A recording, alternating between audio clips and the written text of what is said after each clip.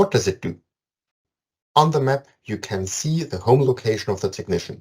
So that is quite useful because that allows you to plan a route from the home location of the technician to some other place.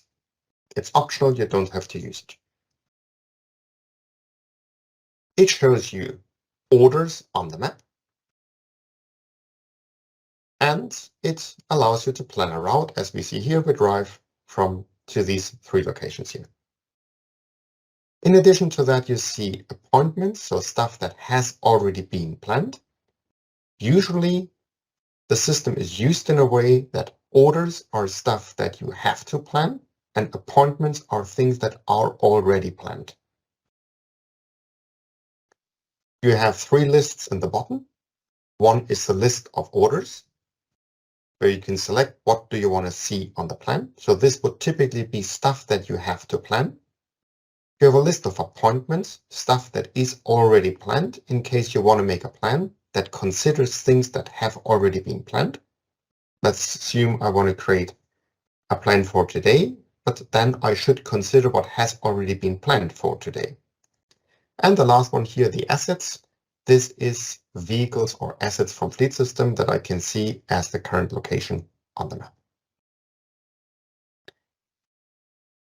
For all these things, orders, appointments, assets, home location of the technician, I can plan a route as we see it here to the left. This is a route. It starts at the home location of the technician. Then he needs to drive for 18 minutes. That's 16 kilometers. This is what the system will calculate. And the first stop will be an order. And that order is about to take 2 hours. So we see the home location of the technician. We see the first stop being an order. We see driving time, driving distance being calculated automatically. And at the bottom, we see the sum of the day of all the driving time, all the driving kilometers. As you see, a route has certain functions. What are these? You can copy a route. This is quite useful because you might say, well, I want to compare 2 different options or 2 different variants. What would it be if I would, instead of driving to this order, drive to some other order? So you compare routes, and you can do that by copying a route and modifying the copy. You can show or hide a route on the map. You can open all the orders in the route in the resource planner. You can, of course, delete the map, and you can optimize the stops within a route. So first you plan a route, then you press the optimize button, and then it will order the stops in the routes in the optimal way. A route, by the way, can be visits of a day or visits of a week, however you want to use it.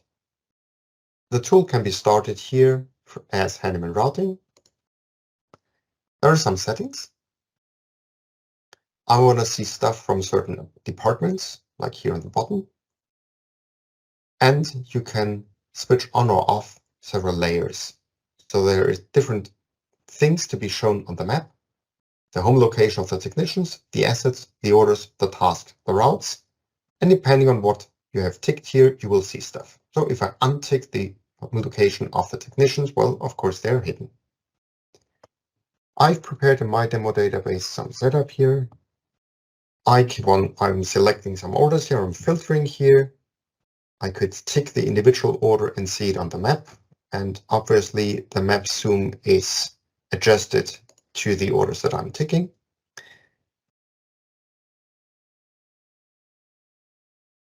For each order, I can get some additional information via a tooltip. If you go to the basic data and settings, I can say, please give me the home locations of my technicians. Then I get an additional layer on the map, and it would show me where my technicians are located. The use of the system is pretty simple.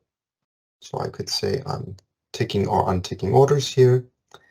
I can right-click on an order and say, I want to add it to a route.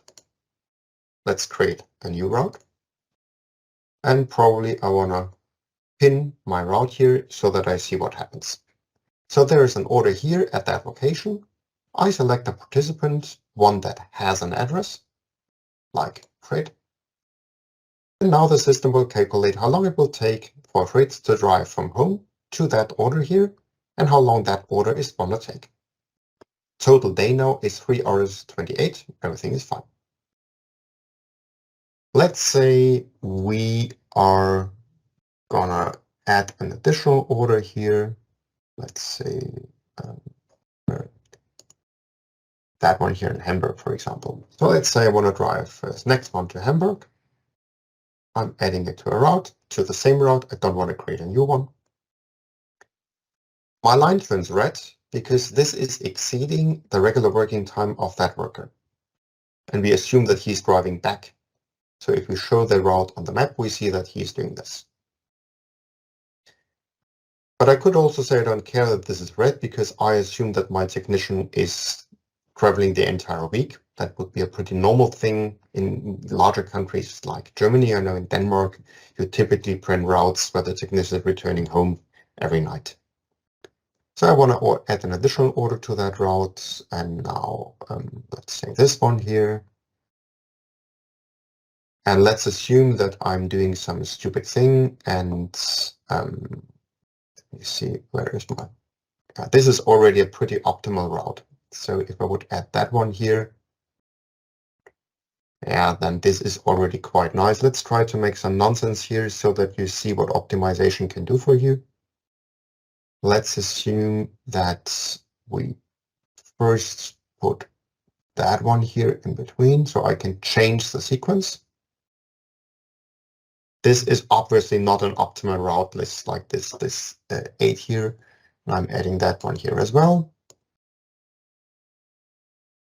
And to make things really bad, let's try to drive here in the middle to that point here. Good. So this is now taking me 38 hours and 1,400 kilometers. Total driving time is 15 hours. Now I can ask the system to improve, start my route optimization.